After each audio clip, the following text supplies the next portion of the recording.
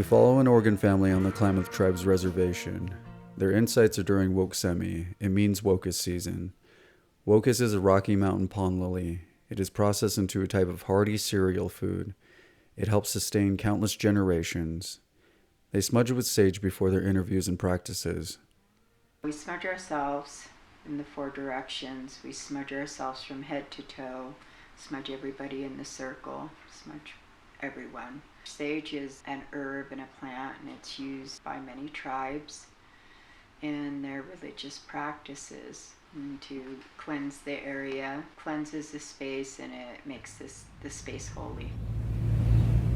I began picking sage when I was a young girl with my great-grandma Clara Maud.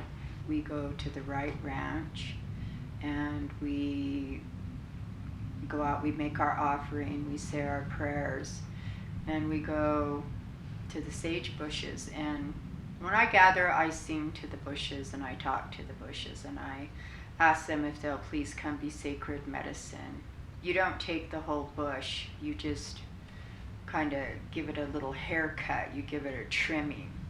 Another thing I do is I make an offering, and of course I offer tobacco, that's a given. But I also take out carrots and bird seeds and nuts for the squirrels and apples for the horses that are hanging out there at the ranch. I take offerings. My sister and I gather sage. Our thought is we gather enough to be able to bundle several sage sticks for our families, for our friends, for people who ask us to pray for them, just like Great Grandma did. If anybody needed to be prayed over, she would pray over them. She never turned anybody away. And that's the thought when we gather sacred medicine. Woksemi is erratic and unsustainable due to farming and environmental reasons connected to climate change. The practice has almost disappeared because of cultural assimilation as well. The season has come earlier than expected this year. The family won't be able to harvest any until next year. Regardless, the tradition is explained.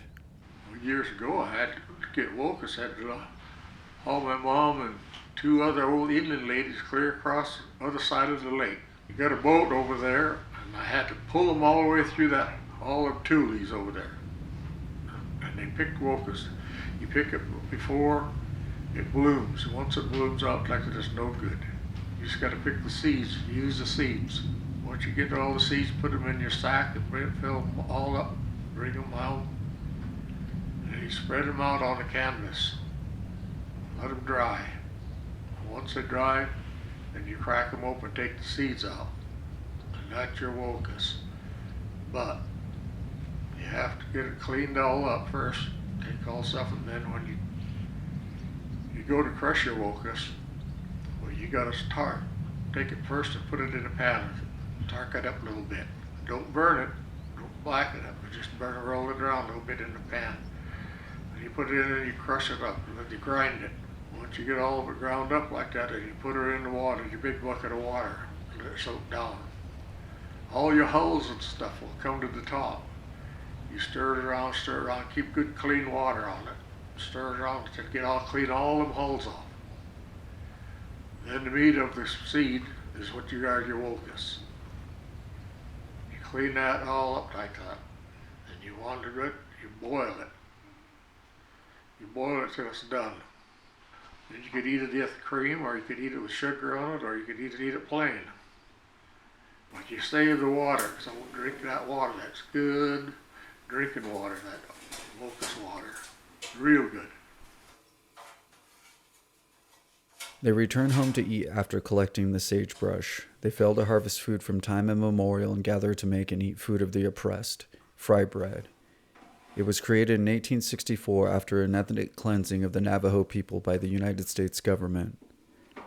During the mass ethnic cleansing of the American Indians, the reservation system and food commodities were initiated. Flour, sugar, salt, lard. For generations since then, these processed food commodities were staples in the American Indians' life, alongside government control, poverty, and health disparities. Through powwows, boarding schools, and whenever other tribes might gather, the knowledge of fry bread making was passed along. My father took us up to camp, and my great grandma taught me how to make it. Her name was Clara Maud, and she cooked over a campfire, and that's how I learned. I think I was about 14 years old when she taught me, and Becky and I was sitting there playing. She whacked me with her stick and told me, get over there and cook it, and you never throw the fry bread in there, you lay it. You only turn it once. I've been making fry bread ever since then, and I was holding West Coast Fry Bread Championship there for a while. Flour, milk, dry milk, sugar, salt, baking powder, I think. And there's one ingredient that I tell, but this is going on film, but everybody sits there and they put cold water and you put hot water. It makes everything cook up. It stirs those ingredients, and you turn it, and you just keep going. You don't stop turning like, oh, I'm going to turn and stop. I'm going to turn and stop. No, you just keep going, and you mix it all good.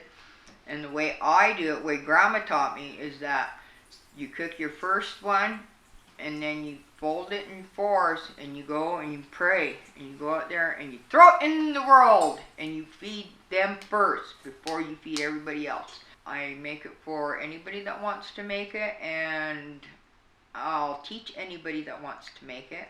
I taught my grandson, he knows how to make it. Deb won't get in there and go with me. She just eats it. She gets the first piece, wants to know if how it tastes. How's it taste? Is it good? What's it need? And she said nothing. I told my story. Hey, I told the secret that Grandma taught me. I've never told anybody. And that you use hot water. She slapped me on the leg with that cane. She went whack.